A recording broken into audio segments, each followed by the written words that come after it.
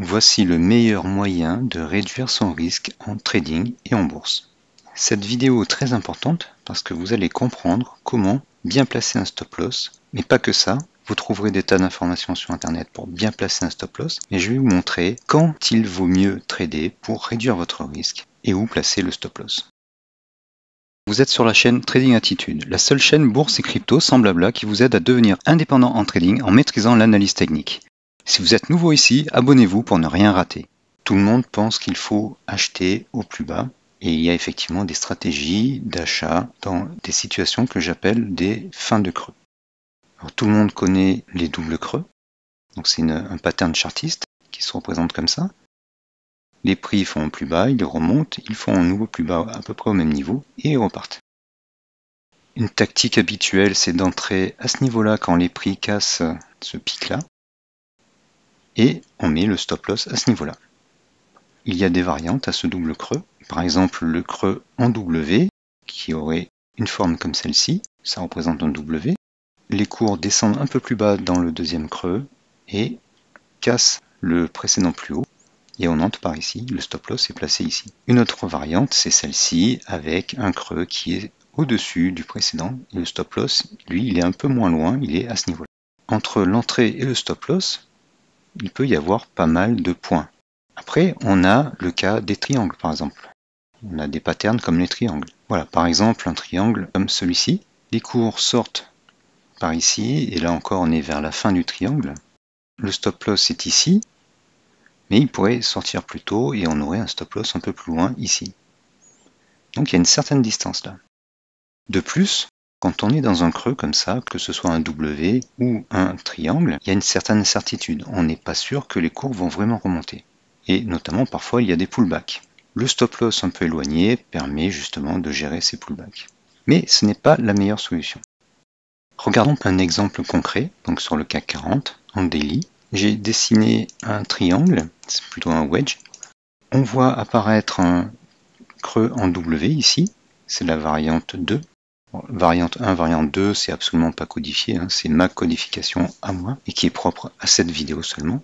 Donc imaginons qu'on soit entré ici par exemple, on a repéré un creux en W, on entre par ici, notre stop loss il va être là. Ça fait un gros écart. Maintenant imaginons qu'on ait repéré un wedge, on achète quand on sort du wedge, donc ici, et le stop loss il va être sous cette bougie. Donc ça nous fait quand même un gros écart. Plus faible que le précédent, mais ça nous fait un gros écart. Même si ça réussit dans ce cas-là, on n'a pas franchement toujours une grosse probabilité pour que les cours continuent de monter. Souvent, le trader essaie d'anticiper les mouvements, et plus il s'y prend tôt, plus le risque de se tromper, plus le risque que la tendance baissière continue est élevé. Bien sûr, en utilisant des patterns et des indicateurs, comme les indicateurs qui sont ici, on réduit ce risque-là. Mais le mieux, c'est quand on a du momentum. Qu'est-ce que j'appelle le momentum? Eh bien, c'est quand les cours sont attirés vers le haut. Donc ça, c'est une définition pas très exacte, mais je vais vous montrer ce que j'entends par un fort momentum avec les indicateurs. Donc là, j'ai des indicateurs qui me permettent de mesurer le momentum. J'ai cet indicateur, le swing trigger, qui est bleu ou vert quand il est positif, donc quand il y a une hausse. Il est vert quand la hausse est plus forte, et il y a des barres noires quand le momentum est plus fort. Sur le FTA Ball, on a aussi l'indicateur lui-même, donc ce sont les deux courbes qui sont là. Lui, il va surfer sur ou au-dessus de son enveloppe supérieure. On va avoir du vert foncé. Et là, on a du fort momentum. Quand il se décolle de son enveloppe supérieure, le momentum diminue. Donc là, on a une période de fort momentum ici et une période de fort momentum ici aussi. La différence entre ces deux périodes, c'est que celle-ci commence, c'est là où on était entré avec nos patterns, en négatif. Et quand cet indicateur FTA Ball est négatif, il n'y a pas encore beaucoup de fort momentum. Là, dans ce cas-là, il est positif, il commence à être un peu élevé, et il y a du fort momentum. Si je rajoute cet indicateur, la 7, on voit que les cours surfent au-dessus des 5 courbes de la 7 qui elles-mêmes sont croissantes. Et surtout, les bougies sont bien sages, la plupart des bougies sont vertes, à part cette petite bougie rouge. La plupart des bougies sont vertes et leur plus bas est de plus en plus haut. Enfin, si on prend l'unité de temps supérieure, donc là j'ai du weekly à gauche, Là, tout à l'heure, avec nos patterns, on était dans une période où l'indicateur swing trigger, c'est l'indicateur du bas, était encore jaune, donc négatif, et donc dans une tendance donc en hebdomadaire baissière. Dans cette zone-là, on est dans une tendance haussière, donc du vert et du bleu et des barres noires, à la fois dans le weekly et dans le daily. On cumule les tendances haussières sur 2 unités de temps, ce qui nous donne plus de momentum et plus de probabilité de hausse. Et donc dans ces situations-là, on entre sur une bougie, par exemple un break, donc ici on a le break de cette petite bougie, et on place le stop loss en dessous de la dernière bougie. Et on essaie de ne pas rentrer trop haut, par exemple cette bougie est haute, elle s'éloigne beaucoup des courbes de l'asset, donc c'est comme un élastique qu'on tire, on sait qu'à un moment il va revenir. Donc on n'entre pas à ce moment-là, on entre quand on a une courte bougie juste avant. Par exemple ici ou ici. Et on place son stop loss sous la bougie précédente, sous le plus bas de la bougie précédente. L'avantage c'est quoi? Si on compare nos stop loss qui étaient ici ou ici, eh bien on a juste l'écart d'une petite bougie. Donc on réduit la perte si jamais on se trompe. Mais comme on a acheté alors qu'il y avait un fort momentum et que la tendance haussière était déjà établie, là on a eu déjà un swing, là on commence un deuxième swing, eh bien on a beaucoup plus de probabilité que les cours aillent dans le bon sens. On cumule les chances de réussite. On a un fort momentum sur l'unité de temps principale, on a un fort momentum sur l'unité de temps au-dessus, nos indicateurs montrent qu'il y a du fort momentum, et on limite le risque avec un très court stop loss. Et comme il y a du momentum, les cours ont tendance à s'envoler assez rapidement. Ils ne végètent pas comme ici où il y a une bougie verte, puis 2 bougies rouges, une bougie verte, puis une bougie verte qui est plus basse, avec une sorte de marteau, c'est-à-dire une mèche qui descend très bas. Et là on a des sueurs parce que on se demande si notre stop loss ne va pas être déclenché.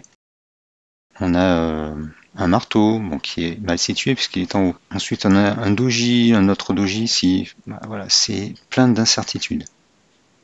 Dans cette situation, les bougies sont claires, elles sont vertes et la plupart, quasiment toutes, sont plus hautes les unes que les autres. Alors j'ai pris le CAC 40, c'est pas un indice qui est très très directionnel, mais c'est pour vous montrer qu'il y a des occasions même sur le CAC 40. Là on a aussi un exemple court ici, puis un autre ici. Sur le CAC 40, les phases comme celle-ci durent peu. Mais qu'est-ce qu'on fait? Eh bien, chaque fois qu'une bougie nouvelle est haussière, eh bien, on déplace le stop loss un peu plus haut. Par exemple, si on est entré par là, on arrive ici, on déplace notre stop loss. On monte, on monte, on monte et on déplace le stop loss au fur et à mesure. Si on se trompe, on perd peu. Si on gagne, on peut gagner beaucoup parce que justement, on est dans un cas où il y a un fort momentum haussier. Et donc, ce fort momentum haussier, comment on le détecte? Eh bien, avec des indicateurs comme ceci, donc le swing trigger, le FTA Bold et l'asset.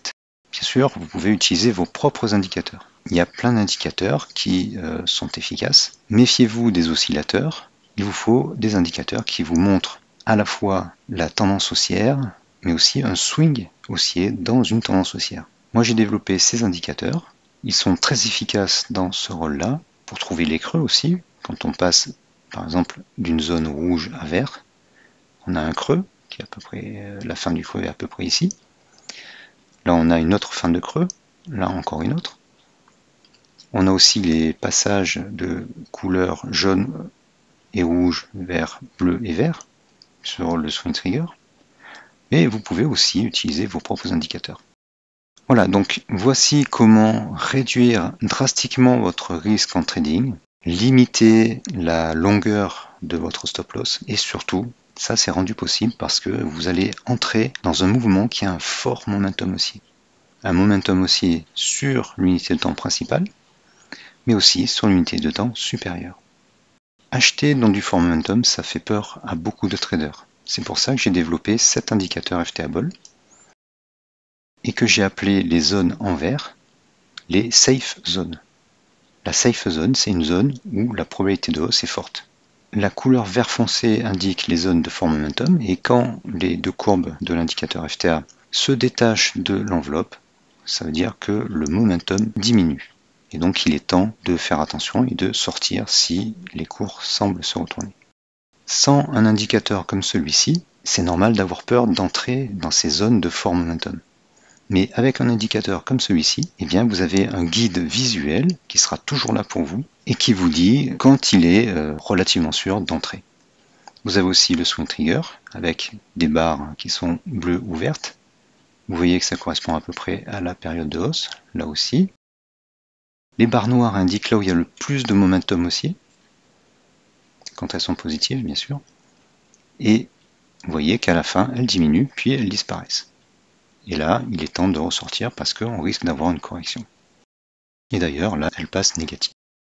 Voilà, donc l'objectif de cette vidéo, c'est bien vous faire comprendre le meilleur moyen de réduire votre risque en trading. Je le répète, c'est de trader non seulement dans le sens de la tendance, ça c'est ce que tout le monde répète, mais avec un fort momentum sur l'unité de temps principale, mais aussi sur l'unité de temps supérieure. Et de mettre un stop loss un peu plus rapproché, de façon à ce que vous perdiez moins si vous vous trompez, ou si le marché va dans l'autre sens. Le côté positif, c'est que quand vous ne vous trompez pas, quand les cours continuent d'aller dans le bon sens, eh bien vous risquez de gagner gros. Voilà, j'espère que cette vidéo vous aura été utile. Merci de l'avoir regardée et à bientôt.